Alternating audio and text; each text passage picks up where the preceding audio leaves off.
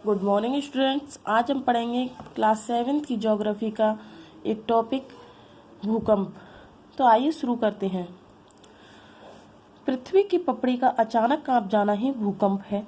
भूकंप आने के कारण हो सकते भूकंप के कारण क्या हो सकते हैं बताइए। यानी देखिए, ये कह रहा है कि पृथ्वी की जब पपड़ी जो होती है, ऊपर की जो सतह होती है, वो अचानक क्या हो जाती है, हिल जाती है, कांप जाती है, तो हम उसे ही भूकंप कहते हैं। अब इसके कारण क्या हो सकते हैं, इसके देखिए भूकंप आने के दो मुख्य कारण बताए गए हैं। सबसे पहला बताया है प्राकृतिक कारण। प्राकृतिक यानी नेचुरल कारण, जैसे कि हम उसमें कुछ नहीं कर सकते हैं। प्रकृति अपने आप ही अपनी प्रकृति के द्वारा अपने आप ही पृथ्वी जो है हिलती है। जैसे पृथ्वी की पपड़ी के नीचे स्थित ऊर्जा ऊपर की तरफ धक्का देती है, जिससे ऊपर की पपड़ी कांप जाती है। यानी कभी कभी देखिए क्या होता है, हमारी जो पृथ्वी है उसके अंदर मैंने आपको बताया था एक तरल पदार्थ है जिसको हम मैग्मा कहते हैं। अब क्या है कि हमारे पृथ्वी के अंदर जो गर्म मैग्मा है, अब वो गर्म तो बहुत है, उसमें से ऊर्जा भी बहुत निकलती है। कभी कभी ऐसा होता है कि ऊर्जा इतनी ज़्यादा हो जाती है कि हमारी जो पृथ्वी की पपड़ी है, जो परतें हैं, वो क्या है, हिलती हैं। इसके कारण से भूकंप आ जाते हैं। तो ये तो हो गया प्राकृतिक कारण। अब आते हैं दूसरा मानवकृत कारण, यानी कि इसमें मानव का हाथ होता है इस भूकंप को लाने में। तो देखिए मानव कैसे भूकंप को ला सकता है। जैसे मानव द्वारा डायनामाइट लगाकर खनिजों का खनन करना, पहाड़ों को तोड़कर समतल बनाना या अन्य विस्फोटक पदार्थों आदि के प्रयोग द्वारा।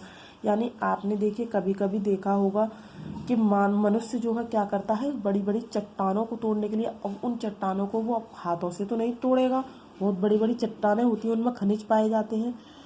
तो मनुष्य क्या करता है, इन चट्टानों को तोड़ने के लिए वो एक डायनामाइट का प्रयोग करता है। डायनामाइट एक ऐसी वस्तु है जिसके द्वारा विस्फोट होता है। इससे डायनामाइट का ये प्रयोग करते हैं और पहाड़ों को तोड़कर ये उस स्थान को समतल बनाते हैं। या फिर मान लीजिए कहीं पर पहाड़ी इलाके में इनको क्या है, सड़कें बनानी है, तो ये क्या करेंगे, उन पहाड़ों को तोड़ने के लिए डायनामाइट का इस्तेमाल करेंगे।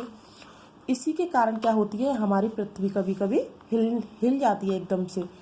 तो भूकंप का संबंध भूपटल के कमजोर एवं अव्यवस्थित भागों से है।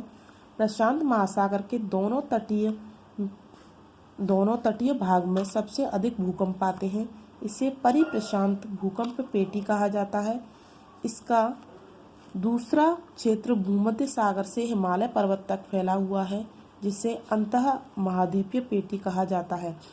अब देखिए, ये कह रहा है कि भूकंप जो का संबंध जो है वो उस स्थान पर ज़्यादा होता है जहाँ से भूमि पटल कमजोर होता है। ठीक है, यानी कि जो स्थान जो है भूमि वहाँ की थोड़ी कमजोर होती है, उस स्थान पर भूकंप जो है ज़्यादा प्रभावशाली होता है। जैसे मान लीजिए ये जो हमारी पृथ्वी जो में जो है कई प्लेटें हैं, जैसे कि हमारी पृथ्वी कई प्लेटों में बटी हुई है। अब ये दो प्लेटें हैं, अब ये क्या करती हैं, जैसे ही कोई अंदर की क्रिया होगी पृथ्वी के अंदर, तो ये प्लेटें जो हैं हिलने लगती हैं। अब ये जैसे ही हिलने लगती हैं तो कभी कभी क्या होता है, ये एक दूसरे से इतनी जोर से टकराती हैं कि भूकंप आते हैं, हमारी सतह जो है हिल जाती है।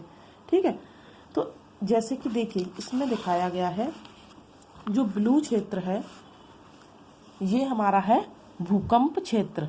जैसे कि इन्होंने बताया है पैसिफिक ओशियन की पट्टी, जैसे कि ये सारा आपको दिखाई दे रहा है, ये इस तरह से, ये क्या है, ये सारे भूकंप क्षेत्र हैं इस तरह से। तो देखिए हमारे भारत में भूकंपीय क्षेत्र कहाँ पर है, ये पूर्वी दिशा में। फिर यहाँ से हमारा उत्तर में हिमालय और पश्चिम में गुजरात, राजस्थान, इन जगहों पर हमारे क्या है, भूकंप आने की ज़्यादा संभावना रहती है। और यहाँ पर हमारा कौन सा द्वीप था, अंडमान निकोबार द्वीप। तो ये वाली जो लाइन है, इस जगह पर जो ब्लू दिखाई दे रहा है, ये ऐसे क्षेत्र हैं यहाँ भूकंप जो है आने की संभावना ज़्यादा रहती है। तो देखिए इसने बनाया भूकंप आने के मुख्य कारण। सबसे पहला कारण हमने देखा, ज्वालामुखी विस्फोट के कारण भूकंप आते हैं। दूसरा, पृथ्वी के आंतरिक भाग में असंतुलन के कारण, यानी कि जो नेचुरल कारण है कि पृथ्वी में कोई अंदर की हलचल हुई, उसके कारण भूकंप आ गया। तीसरा, चट्टानों के टूटने के कारण आता है भूकंप, यानी कि चट्टानें कभी कभी अपने आप भी टूटती हैं, तो उनके कारण भी पृथ्वी जो है हिलती है। अगला है अणु बम विस्फोट के कारण, यानी कि हम बहुत सारे ऐसे विस्फोटक चीज़ों का यूज़ करते हैं, जैसे देखा होगा बम वगैरह जो होती हैं।